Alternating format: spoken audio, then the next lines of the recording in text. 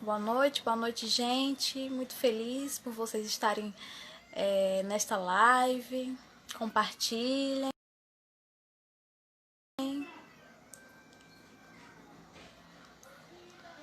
Boa noite a todos e todas. Acho que a gente já pode começar, né? Que já está no nosso horário. Vou chamar aqui o professor Gustavo Gomes.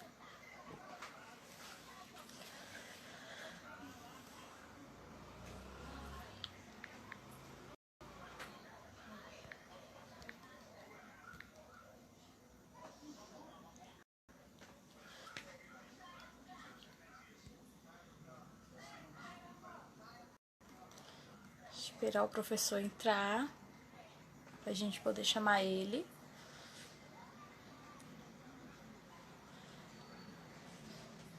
Boa noite a todos. Vamos compartilhar a live de hoje. Tô só esperando o professor Gustavo entrar, que não está me aparecendo aqui a opção do Instagram dele para chamar.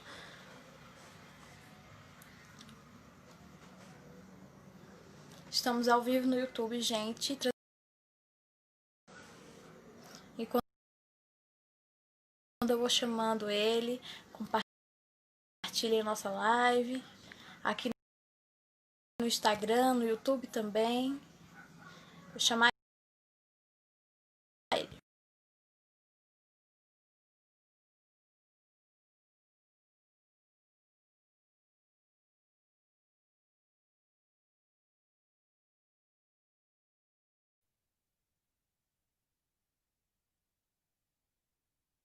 Boa noite, professor.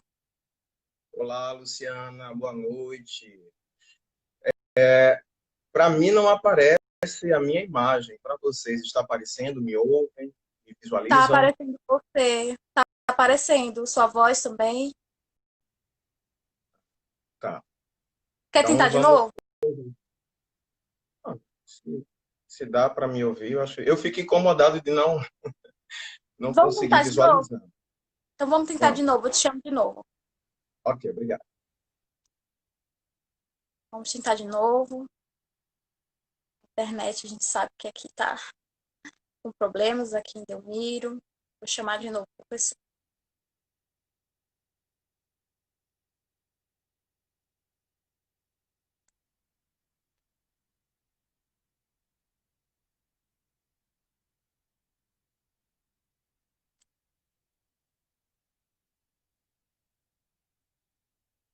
Esperar um pouquinho, professor.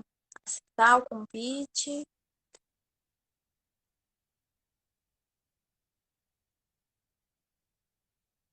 Vamos compartilhando nossa live. Lembrando que a gente tá com transmissão simultânea aqui no Instagram e lá no YouTube também, tá, gente?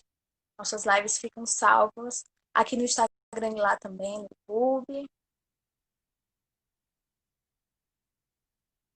Acho que o professor tá com um probleminha de internet, mas eu vou tentar novamente.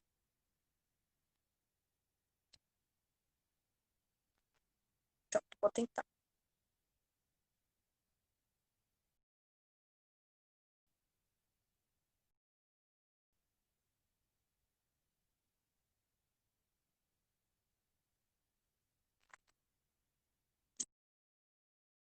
Me ouvir e conseguem visualizar, por mim está tranquilo. É o caso? Tá ok.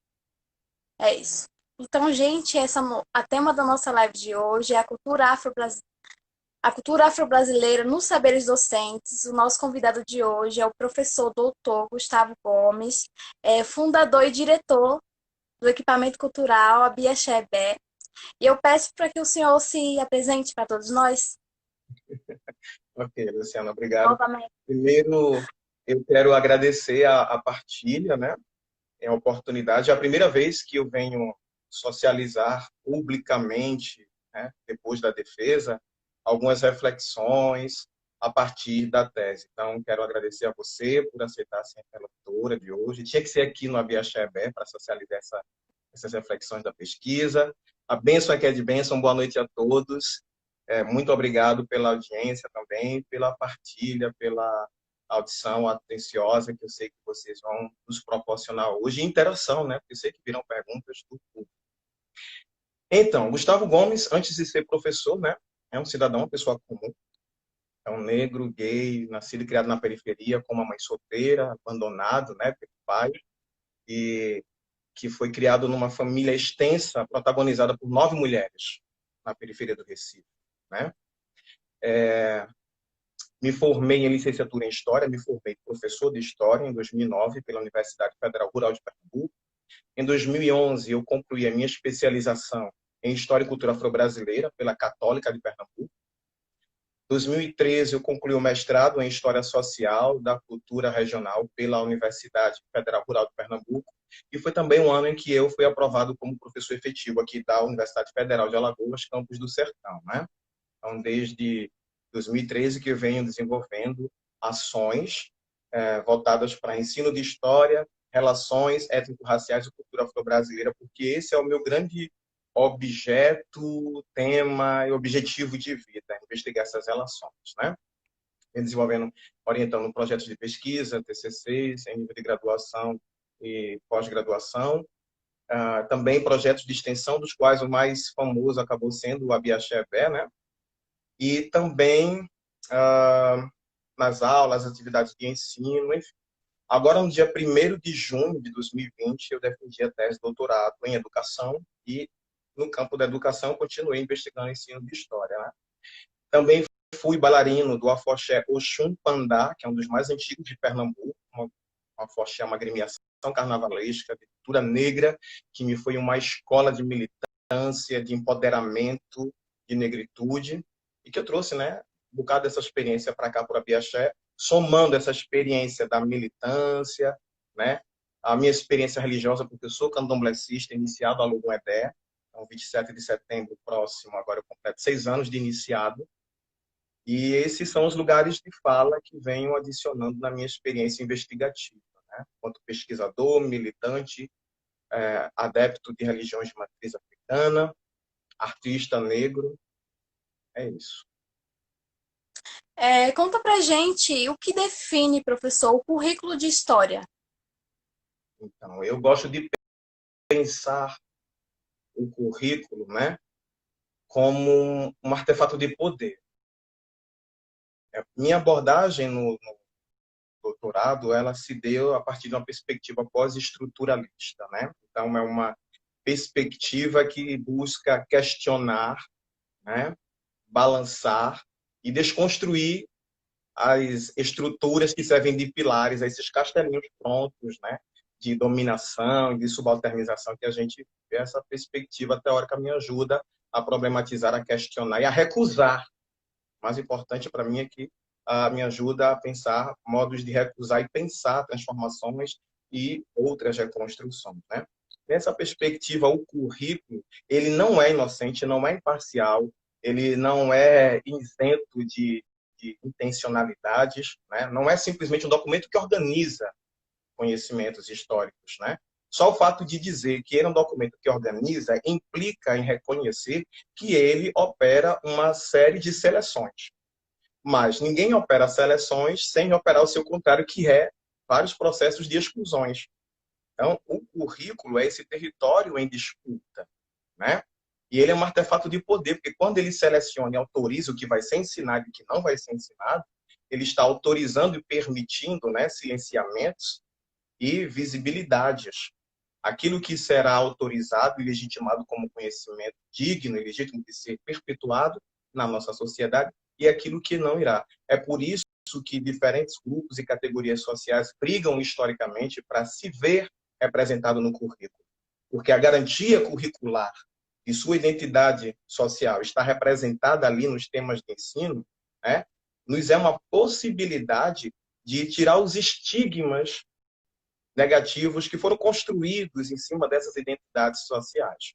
Ele é artefato de poder porque, ao permitir que se ensine, ou ao desautorizar, né, certos temas de ensino, ele transforma, forma e transforma as nossas subjetividades.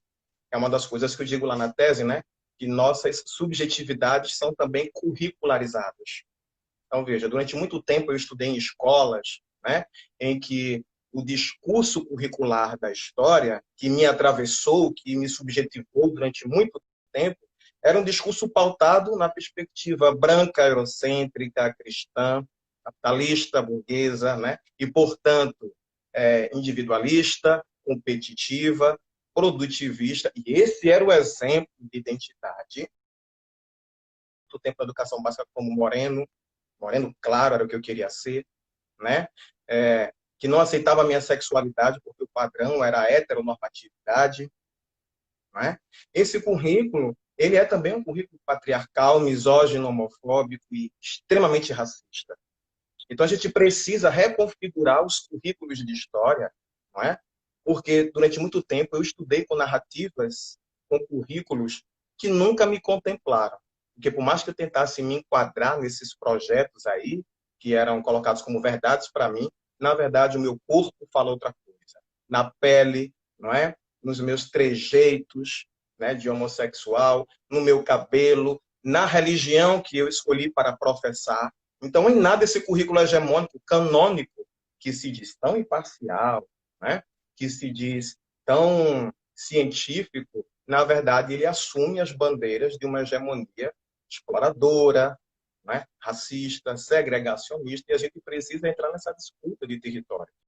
O currículo não é imparcial, não é somente um documento. O documento é uma representação material, né? É o efeito das disputas e acordos dissentivos que foram possíveis em determinado momento histórico. É isso. Para a gente mergulhar mais no nosso tema, eu peço para que o senhor conte para a gente o que é cultura afro-brasileira. Então, cultura afro-brasileira. É importante, né? É o tema da nossa live. Primeira questão é a gente separar, né, essa visão tradicional que às vezes se perpetua, em que algumas pessoas confundem cultura com folclore, né? E atribuindo uma perspectiva folclorista no pior sentido mesmo que essa palavra possa ter, um sentido bem arcaico, bem, né? Pensando como algo que não muda, como algo que é reproduzido mecanicamente ao longo do tempo, que não se transforma, para ser autêntico, típico, né? Mas a gente tem que refletir também que nessa noção de folclore aí existe uma hierarquização. Aquilo que é folclore é uma subcultura, é uma cultura menor, é uma cultura dos menos inteligentes, não é? É uma cultura que perpassa muito o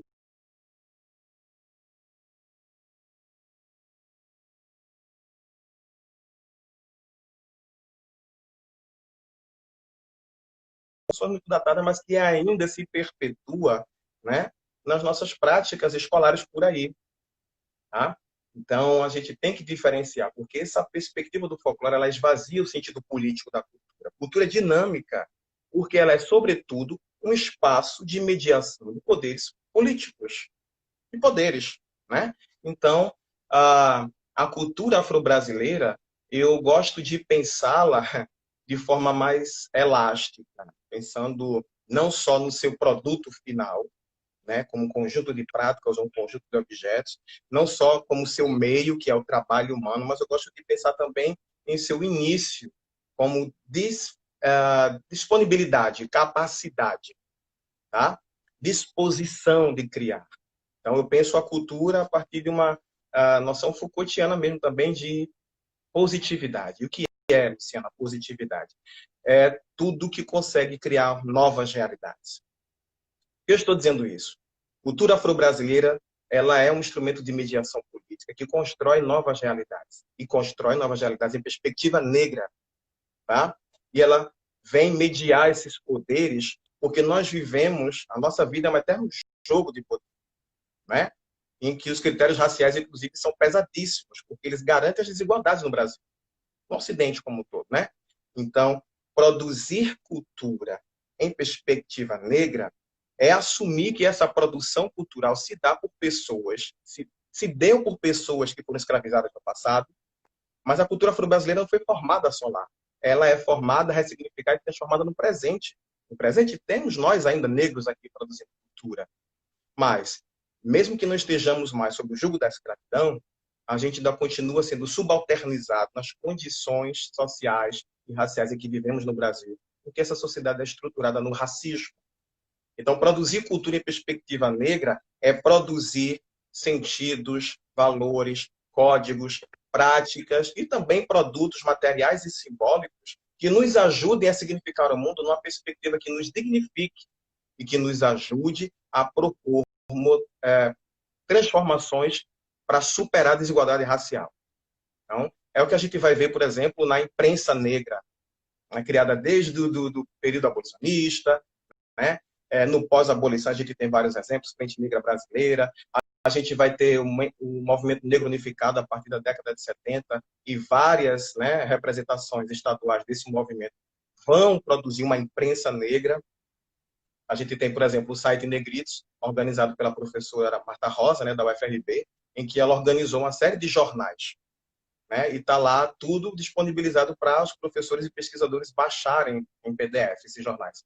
Quer dizer, jornais produzidos na década de 80, em que o movimento negro discutia a Constituição de 88. Todo mundo fala nessa Constituição, né? O movimento estava lá falando, analisando, criticando e comentando. E a gente não leva isso para a sala de aula. Tá? Então, o que os afoxés fazem? Olha as letras politizadas dos afoxés. Olha as instituições que a gente cria. Em Alagoas, por exemplo, quantas tem? Não é? Grupos de pesquisa, né? Ativismo político, a gente tem grupos tradicionais, os terreiros. A cultura afro-brasileira é uma disposição, um compromisso, a capacidade de pessoas negras produzirem sentidos, se comunicarem, se mobilizarem na luta antirracista, para a superação da desigualdade racial. Tá? Então, não é simplesmente comemorar. É lógico que é comemorar um orgulho, é comemorar esse pertencimento, mas é comemorar tudo isso mobilizando para a superação do racismo. A existência do preto é luta. E a cultura é um exemplo disso. Professor, você falou sobre os movimentos negros na década de 70, né? E diferentes movimentos negros pautaram sobre a importância de uma alteração no ensino básico, com a exceção da história afro, né? Da história da África. Porém, só em 2003, com a Lei 10.639, foi criada essa lei que enfatiza, que obriga a inserção dessa temática na sala de aula, né? Mas quais lacunas, né, fazem parte dessa lei? A própria construção dessa lei, ela é muito, eu digo na tese que existe muita ambiguidade, né? Houve avanços, mas houve também limitações, houve alguns retrocessos, porque uma coisa é quando a lei é construída e proposta pelo movimento social. O movimento social negro é sujeito de enunciação da lei, né? E houve várias proposições em níveis municipais, né, em níveis estaduais, para depois a formulação da lei nacional. Isso é uma coisa, todo mundo sabe que isso é resultado das lutas históricas do movimento negro. Tá? Agora, quando essa lei começa a ser discutida no plano do Estado, então o movimento negro já é afastado, porque é outra instituição que vai agora gerir e repensar, né? Fazer deslocamentos nessas proposições, nesses argumentos. Teve, por exemplo, alguns vetos. Então, 3 vetos que eu gostaria de destacar aqui. Um primeiro que diz, né? O movimento negro foi muito inteligente de dizer assim, olha, a gente quer a garantia do ensino de história e cultura afro-brasileira, mas a gente sabe que, como posso dizer, os professores não têm essa formação nas universidades, porque as universidades são muito eurocêntricas em seu currículo. Então, a gente sabe que, para garantir a efetivação da lei, a gente tem que destinar verba pública para a formação de professores. Isso estava na lei inicialmente, mas foi vetado, né? Por quê? O Estado diz, a LDB só determina diretrizes e bases e não estabelece plano de investimento em educação e formação. Então, a gente tem que estabelecer conteúdos mínimos. Isso não é matéria dessa lei, retor. Tá? Outro veto foi sobre o estabelecimento de conteúdos mínimos para serem ensinados sobre a história da África, cultura afro-brasileira, povos africanos. Então, foi retirado com o argumento de que isso feriu o princípio de igualdade. Mas a própria LDB ela também vai estabelecendo, né, conteúdos mínimos, os PCNs também vão fazer isso depois, mas isso foi vetado. Não pode se estabelecer conteúdos mínimos, porque tem que respeitar as diversidades locais, né, os estados, as regiões. Não, como se em algumas regiões do Brasil não tivesse necessidade de discutir negritude, porque não tem negro, que é uma grande mentira. Né? E um outro veto que tinha lá muito forte, o movimento negro dizia: o movimento negro será uma das instituições responsáveis por promover a formação de professores. Isso foi vetado. Porque, no lugar de formar professores, é somente as universidades e institutos de pesquisa. Né? Então, essa ação deslegitima o movimento negro enquanto instituição formadora, o que nós sabemos que é uma instituição extremamente formadora de cidadania, né? E garante esse loco somente para a formação de professores. Isso já foi na lei, né? Essa tutela, tá?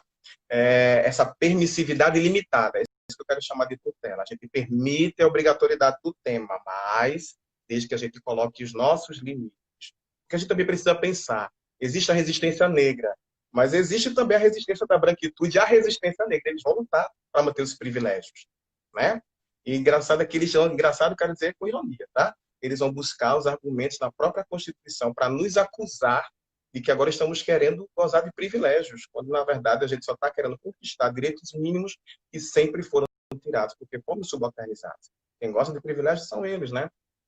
Então, no cotidiano, na concretude do cotidiano das pessoas, a gente vai ter outros elementos aí, Luciano.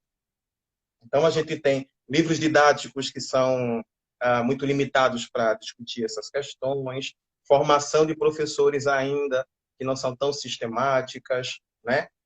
Os próprios valores, as morais racistas, não são simplesmente morais racializadas, são morais racistas, né? Que os nossos alunos aprendem a perpetuar desde criança, os pais dos alunos. Antes de ser professor universitário, né? Eu fui professor de educação básica nas periferias do Recife. Em determinados temas sobre cultura afro-brasileira, quando eu abordava, vinha pai no outro dia para reclamar comigo o que é que eu estava ensinando sobre aquilo. Eu já tive alunos de educação de jovem adulto, uma aluna, inclusive, de educação de jovem adulto, branca, para dizer que não, eu estava falando demais em negros. Eu dava aula de sociologia, né, nessa época, nessa instituição, e eu estava falando demais sobre negros. Ela achava que não ia para a escola para ouvir falar sobre isso. E o que importava era a sociologia brasileira de verdade, né?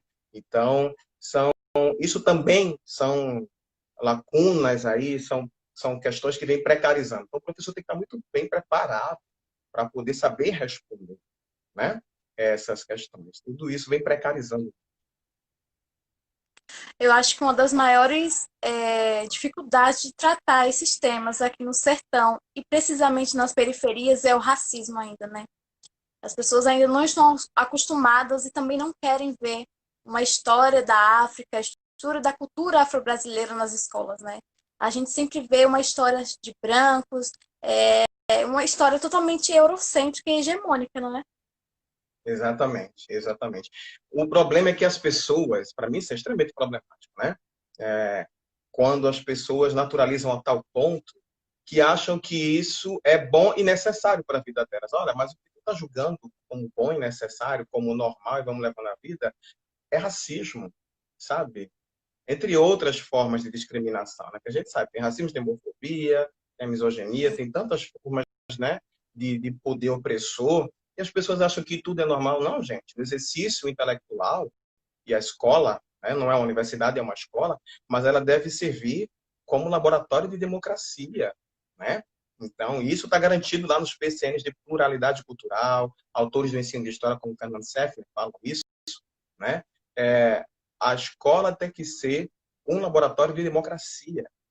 Então, a gente tem que desnaturalizar esses valores, a gente tem que problematizar, questionar, né? É o primeiro exercício de poder que Foucault fala.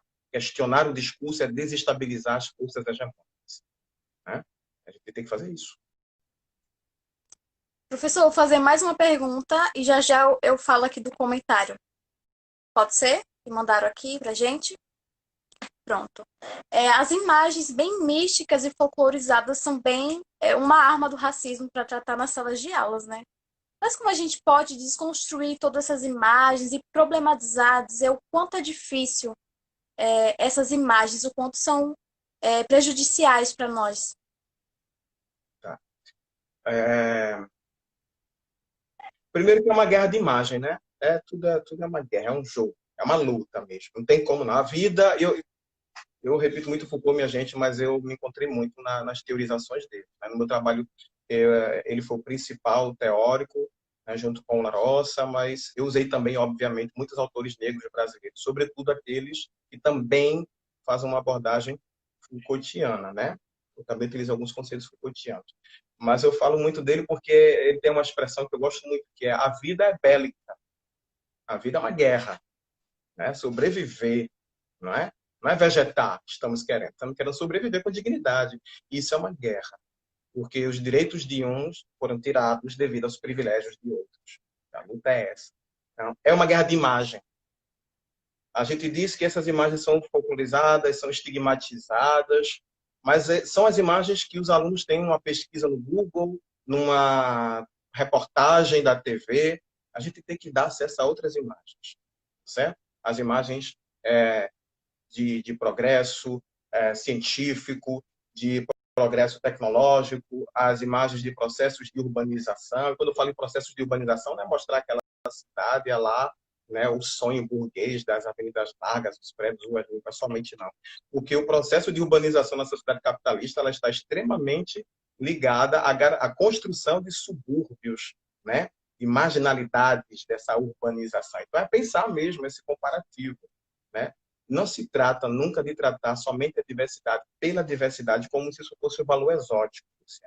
Se trata de pensar a diversidade em perspectiva crítica correlacionada com os processos de desigualdade. Produção, reprodução e atualização da desigualdade.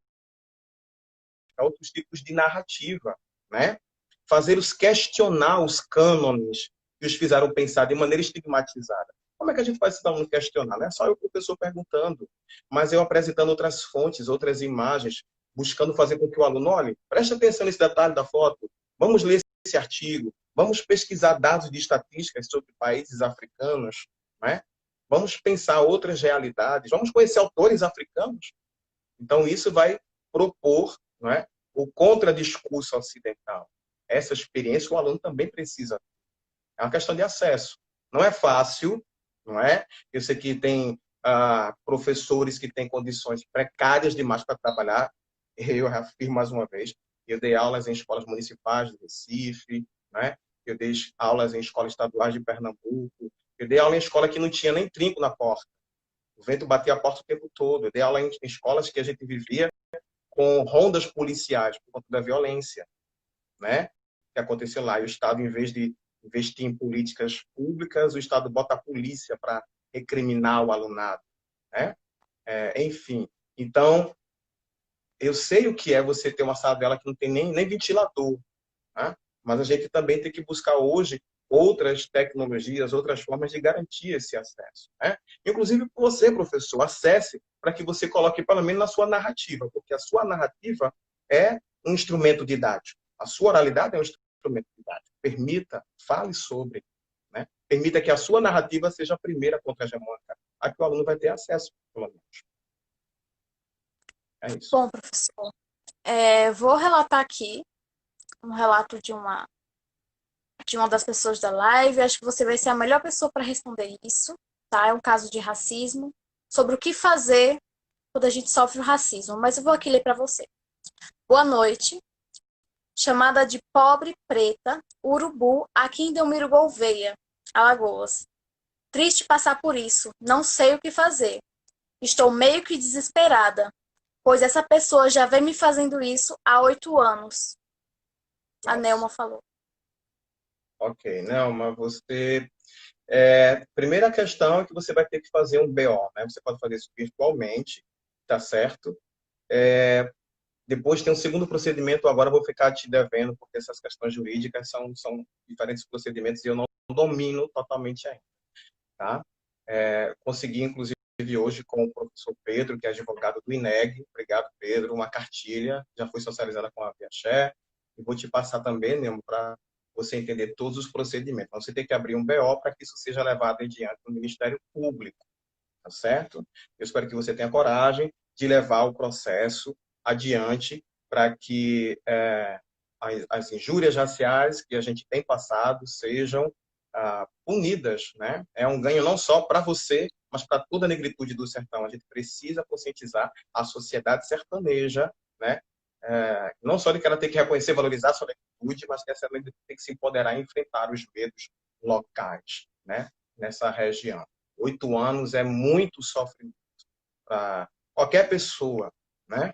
Então, tem direitos a se a procurar e garantir, sim, por lei, tá? Por lei. Não é porque o professor Gustavo está dizendo. A Constituição Federal é que diz, tá certo mesmo? A gente pode conversar no privado depois. Mas isso é muito importante. A gente teve também, Luciana, essa semana, né?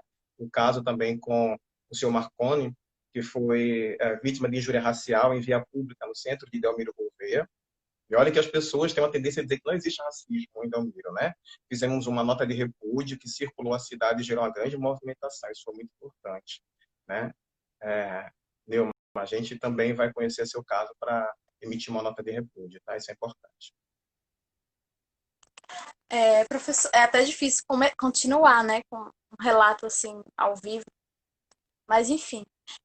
Professor, a gente sabe que a imagem, como já foi falado anteriormente, a imagem branca, hegemônica, eurocêntrica é muito pautada nas escolas, né? E como a gente pode tratar a negritude como um símbolo de poder e resistência, mas de uma cidade que trata Delmiro Gouveia, né, como um herói sertanejo, um homem branco, é, rico, né, dono de terras. Como é que a gente pode dialogar, né, sendo que a todo momento a gente é lembrado que o grande herói, o grande sertanejo é Delmiro Gouveia? Certo. Eu vou abrir um parêntese aqui, tá, Luciana, para poder responder isso. Acho que a gente tem tempo, né? Talvez eu me delongue um Tem. pouquinho, peço paciência a todos, tá? Todas e todos, porque eu vou fazer agora também algumas inflexões aqui teóricas e metodológicas da própria pesquisa para falar sobre os dados, que tem a ver com isso, essa provocação que você me levanta.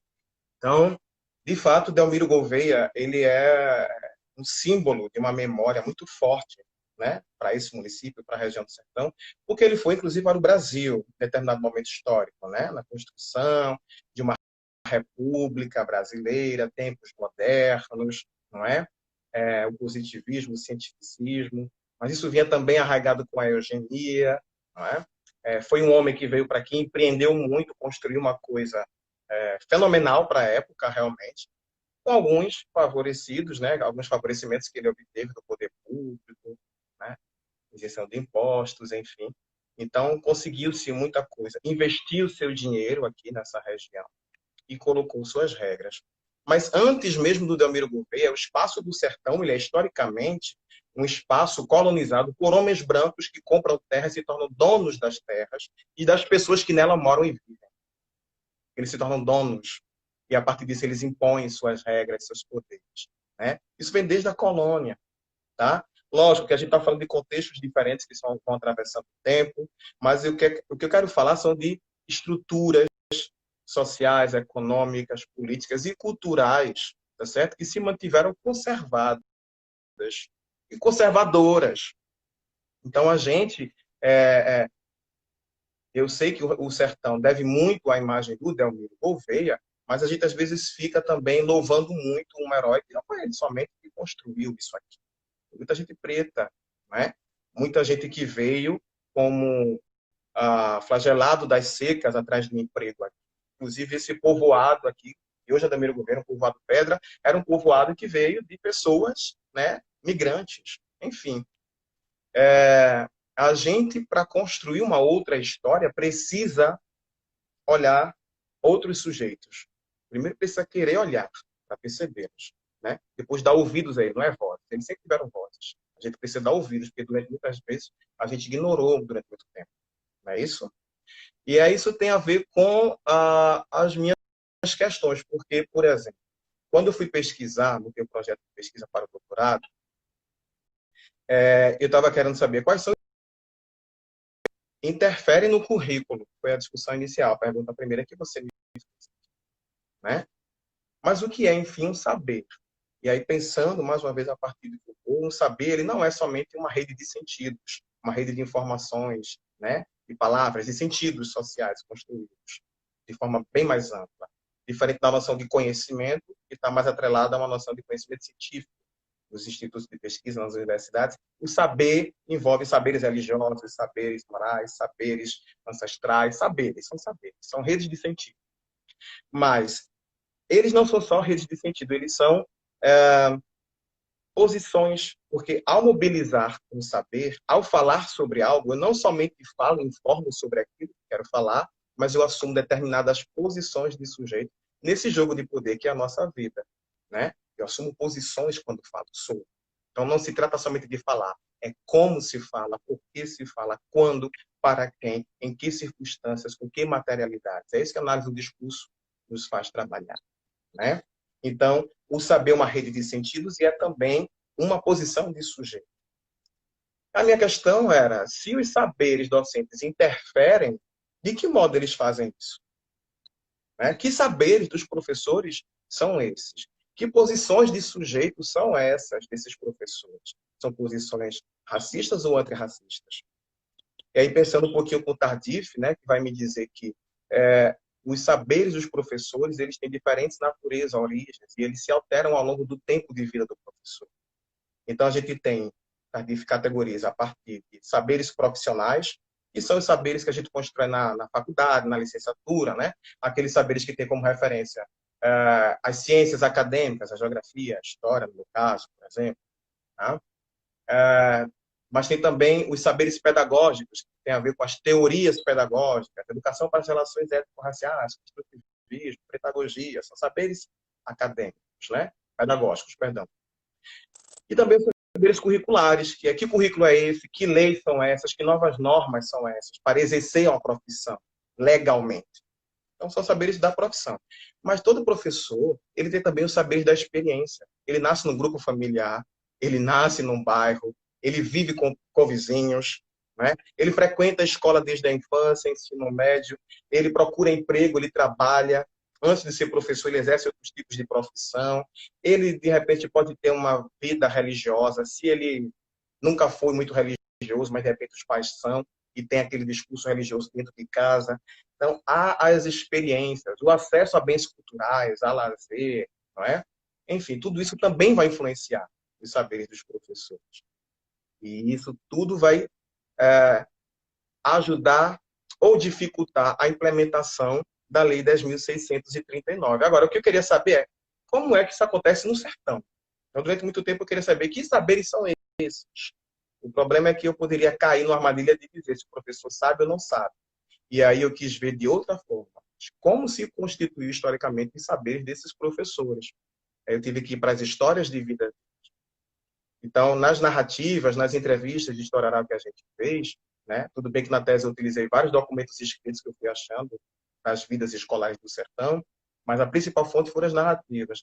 E aí, quando eles foram construindo, né? Eu nasci em tal bairro, numa família assim, a minha família me ensinou tais valores, conversava-se isso, né? Quando eu via alguém namorando com uma pessoa negra, tem esse conflito, aí eles construíam os cenários, as situações e as relações sociais.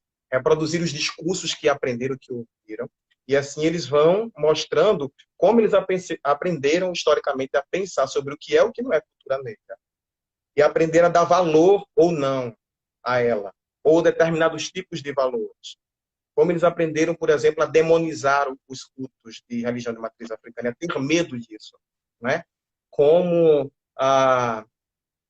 todo mundo se diz moreno caboclo no sertão, mas na hora de uma briga no meio da rua, aí a palavra negro aparece para estigmatizar e desclassificar socialmente uma pessoa. Então eles foram vendo que as próprias experiências deles na cidade, no sertão, não são somente experiências sociais, mas são experiências raciais, né? São extremamente racializadas, no sentido não de construir igualdades, equidades, mas no sentido de que a racialidade no sertão ela é utilizada para acirrar as desigualdades. E a categoria negra ela é muito forte para desclassificar as pessoas. Né? Foi isso que apareceu nas entrevistas. Então, se esses professores constroem saberes dessa maneira, vai ficar muito comprometido o que é que eles vão ensinar sobre relações, relações raciais na escola, né? Sobre cultura afro-brasileira. Obviamente que nas entrevistas eles mostraram que a formação universitária veio mexer com isso, abalar. Mas não mexeu com todos da mesma forma, com a mesma intensidade, com os mesmos graus de extensão. A gente, quando vai fazendo, né, a análise crítica, a gente vai percebendo que isso vai produzindo diferentes tipos de saber. No final das contas, quando ele quer dar a aula, quer executar o trabalho dele, ele vai fazer uma articulação, porque o professor ele quer entrar em sala de aula e dar aula. Então, ele vai, em determinados momentos, ele vai acionar os conhecimentos, os saberes profissionais, mas quando esses faltam, né, porque ele não teve aquela maturidade, não teve aquele acesso todo ao conhecimento teórico, conceitual, metodológico, muitas vezes ele vai e bota o conhecimento da experiência. E, às vezes, aí é que está o perigo. Porque aí é que pode vir um saber moral. E um saber moralizante, sabe? Que é racista, que é, sabe, homofóbico, aquele saber dizer assim, olha, não, tem nada a ver com o demônio, não, mas eu sou totalmente contra também, contra o sacrifício. Assim, sabe? Você quer sair de bonzinho, mas você acaba que no final você dá um veredito e você classifica o outro, né? Classifica desclassificando, na verdade, se é que me entende o trocadilho. Então, foi pensando nessa problemática. Eu quero analisar os saberes desses professores, porque os saberes, eles têm um potencial imenso de reconfigurar essa curricularidade de história em relação à temática étnico-racial e à cultura afro-brasileira no sertão. Como é que isso acontece? Né?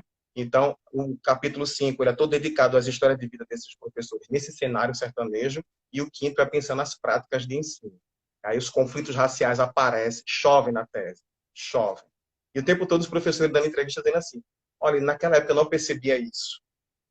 Olha, até o senhor perguntar, eu não tinha olhado por essa perspectiva da relação racial, essa experiência que eu passei, né? Então, eles mesmos foram se desconstruindo e reconstruindo durante as entrevistas. Tem isso, né? Por isso que eu fui pesquisar os saberes. Mas, quando eles olharam, para encerrar com a sua pergunta, eu estou fechando agora, né? Quando esses professores foram provocados a pensar o município de Delmiro Gouveia a partir de relações e dos critérios raciais, das relações raciais, eles viram a história da cidade por outros anos. A história de um lugar pode ser vista, contada, narrada por diversas perspectivas, de várias formas e inúmeras vezes. A minha provocação com eles foi somente passear de novo pelos cenários, muitos nem existem mais, né? Revisitar essas situações a partir do critério racial. Foi outra cidade, foram outras relações, foram outros conflitos, foram outras problemáticas que emergiram. Né? E a moral foi muito forte. O discurso moralizante foi muito forte. Professor, nós temos um comentário aqui na nossa live do Jean Melo. Vou ler aqui para você uma pergunta. Como o racismo estrutural pode ser percebido na construção dos saberes docentes? É possível para nós, professores, superarmos tais dificuldades tão enraizadas na nossa cultura? Perfeito. Obrigado, Giancarlo, meu amigo, professor Dalpau Campos Marcel. Teve também na minha defesa, né, na banca. Esse racismo ele é estrutural porque ele está em nós, está nas instituições. Nós também somos o Estado, nós elegemos nossos representantes, nós também somos as instituições. Né? Então, o primeiro passo é não negar a dimensão individual, não empurrar para o outro, para o sistema, para aquele que não está aqui não pode se defender. Né? É muito mais fácil. A gente tem que assumir nossa parcela de culpa. Tá certo? E quando eu digo a gente, não estou falando de nós aqui, especificamente nós pretos, mas entendo o que eu quero falar, né? Desse contexto de branquitude, né? Das pessoas imersas nessa ótica da branquitude que reproduzem isso. O primeiro fato é não negar e reconhecer, né? E aí, na tese, por exemplo, isso aparece de diferentes formas. Olha, os professores narravam, lembrando que quando eram crianças, teve um professor que disse, as professoras aqui da Delmiro Gouveia, elas iam nas bancas orientar os exercícios, mas nenhuma vinha na minha. Elas diziam que era porque eu era peralta demais. Mas não era só isso. Né? Ele era aluno preto. Né? Então, como é que esse racismo estrutural, professor Giancarlo, ele se reproduz? Ele se reproduz de forma mais sutil, né? Porque as pessoas acham que o racismo é só ofensa, como a Neuma acabou de comentar aqui na live. Né? Mas é a negação de oportunidade, é a aniquilação simbólica, não é? É o desrespeito, é cada vez que o professor, por exemplo, diz, olha, eu vou discutir racismo eu vou discutir até a história do movimento negro, mas eu não vou falar nos meus aulas de história sobre religiões de matriz africana. Eu não vou falar. Então, isso é o racismo estrutural, gritando aí, né? É você invisibilizar, é você negar, é você aniquilar. A gente está falando que a vida é essa disputa por legitimidade de aparecer para ter dignificado a sua memória, a sua identidade social, né? Então, cada vez que isso é negado, isso é uma atitude racista, sim. Então, a distribuição desigual dos afetos entre os alunos, não é? Ah, a gente aprendeu a votar em alunos negros para representantes de sala, a gente aprendeu a votar em pessoas para negras para ser diretores de campus, né? Coordenadores de curso, de pós-graduação, de graduação, para ser vereador, para ser governador, para ser presidente da República Brasileira. A gente aprendeu a confiar politicamente no negro, sabe? Cada vez que as pessoas dizem que é mimimi, minimizam, não é? Os processos de subalternização, tudo isso são os professores já produzem, né? Se o professor não reconhecer isso e buscar se desconstruir, ou seja, parar para pensar que o equipamento racional que o atravessa, né, que lhe equipa enquanto pessoa singular, mas também enquanto profissional, ele tem bases extremamente racistas, enquanto um valor ético visto como algo que é bom, necessário, adorável, natural, se você não reconhecer isso para querer desconstruir, vai continuar reproduzindo racismo estrutural, sim, por mais que negue, por mais que negue. Mas nós estamos aqui, intelectuais negros, para fazer análise crítica e relembrar e dizer, não negue porque é, estamos aqui para dizer que é, né? E temos categorias e métodos científicos para dizer isso, tá? Professor, fala um pouco da gente, dos poucos pesquisadores aqui do Sertão, né, que inclusive são integrantes do grupo, participaram e participam. Certo, certo. Olha, eu sou pesquisador do ensino de história, né? É um campo que vem sendo construído aí com muita luta no meio da própria comunidade de historiadores. A gente comemorou ontem o Dia do Historiador, né? Mas durante muito tempo, quem pesquisava ensino de história era visto como um não historiador. A área de ensino de história, ensino de geralmente não é muito bem quisto, né? Em algumas comunidades científicas aí. Mas apesar disso, os pesquisadores de ensino de história vêm construindo essa área com muita legitimidade, né? É, e construímos um campo de investigação. Mas dentro desse campo do ensino de história, os trabalhos sobre diversidade, a historiadora Cíntia Araújo fala isso, né? Num dos seus trabalhos, as investigações sobre diversidade ainda são poucas. Embora que eu vejo muita gente dizer, mas cresceu tanto? Cresceu, se comparável. Com tudo que foi produzido em ensino de história em 30 anos, é pouco demais. É um lugar periférico. Se a gente faz dentro do recorte de diversidade, que já é pouco no ensino de história, o recorte racial é menor ainda. Então, ainda é um lugar periférico, né? Mas, portanto, precisamos de mais investigadores no ensino de história para pensar as relações étnico-raciais. E aí já quero aproveitar a oportunidade de convocar, convidar, né, o nosso público que está aqui ouvindo essa live, participando, para pesquisar esse tema de pesquisa, né? Diversas perspectivas que a gente pode construir aí. Mas no sertão alagoano a gente tem, né, apesar da presença grande de pessoas negras, que eu gosto sempre de dizer, segundo o IBGE 2010, a população de Delmiro Gouveia é majoritariamente negra, 73,15% de pessoas negras, somando-se pretos e pardos. Temos uma população majoritária nesse município, tá? Temos muitos grupos de comunidades quilombolas, né, grupos artísticos, e terreiros de candomblé e umbanda que estão se percebendo essa movimentação. Grupos de estudo aqui no Sertão a gente ainda tem poucos. Eu queria destacar duas, né, grandes referências para mim, que são o NUDES, que é o Núcleo de Estudos, Pesquisa e Extensão sobre Diversidade e Educação do Sertão, que já existe há 10 anos, está comemorando 10 anos esse ano, né? E o ABIAXEBE. Então, a gente tem nossos alunos produzindo pesquisa em nível de graduação, pós-graduação. A própria tese, na verdade, perdão, a minha própria tese, ela vem também das inquietações e das ações do Abiaxé quando a gente é convidado para ir nas escolas. E foi percebendo algumas questões nessas escolas que eu fui montando a ideia do projeto, né? E conhecendo os professores da região, né? Muitos deles eu conheci nessas ações do Abiaxé e outros eu conhecia até no próprio processo de entrevista, quando um indicava o outro. Mas a gente precisa aumentar esse número de pesquisadores, porque tem muita coisa para ser feita, tem muita coisa para ser pensada e problematizada. A importância dessas pesquisas não é somente garantir a visibilidade, né? E garantir um registro científico sobre essas experiências negras. Porque não se trata de enfeitar estantes, né? Se trata de essas pesquisas, elas são repositórios muito latentes, com grande potencial para orientar políticas públicas para a igualdade racial no sertão. A gente não tem ainda um Conselho Municipal de Igualdade Racial para propor e fiscalizar, né? A gente não tem ainda programas em nível do poder público. Tudo que a gente tem feito aqui de forma mais sistemática com relação à negritude no sertão, agradeça ao Nudes e ao Abiachebé, né? Ou as ações das comunidades quilombolas, que são muito politizadas e articuladas, e protagonistas, e dos terreiros e dos grupos de cultura negra, que muitas vezes têm a porta fechada com os poderes públicos, né? Então, mas em termos de pesquisa, é muito importante e necessário que a gente faça, porque pesquisa é um ato político, e isso transforma políticas públicas e transforma vidas por consequência. A importância é essa. Para a gente encerrar, tem uma última pergunta aqui que mandaram para a gente, tá? Rapidinho. O Jonas mandou.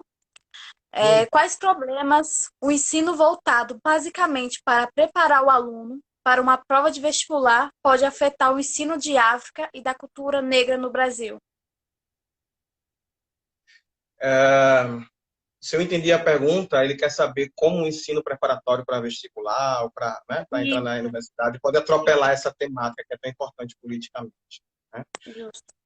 Jonas, existem muitos problemas aí, né? Na verdade, a gente tem um próprio problema do ensino médio, que muitas vezes ele é visto como uma etapa apressada para se chegar à universidade, e que é uma idade, é um processo histórico, né? Uma idade onde a gente está passando por questões muito delicadas, né? E que a gente poderia ajudar os nossos alunos a desenvolver um senso crítico, né?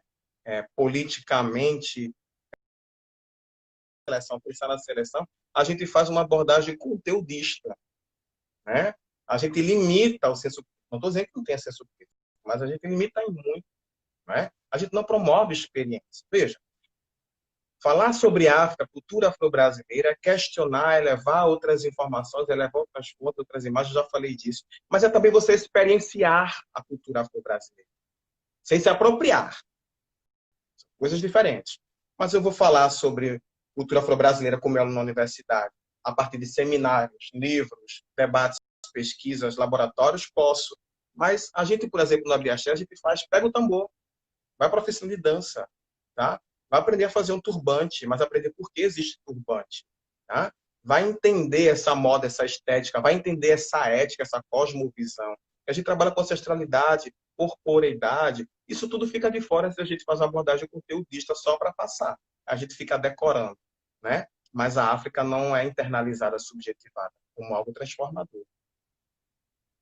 Bom, professor, quero agradecer e parabenizar pelo seu grandiosíssimo trabalho, sua grande contribuição para todos nós aqui do Sertão, para toda a Obrigado. negritude. Quero que o senhor se despeça de todos nós.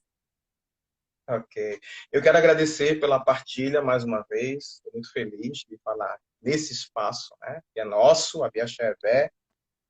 Referendar que somos um grupo de representatividade que soma com outras representatividades negras, não só no Sertão, mas também no estado de Alagoas, no Nordeste, no Brasil, porque a luta antirracista não pode parar como não para o racismo, né?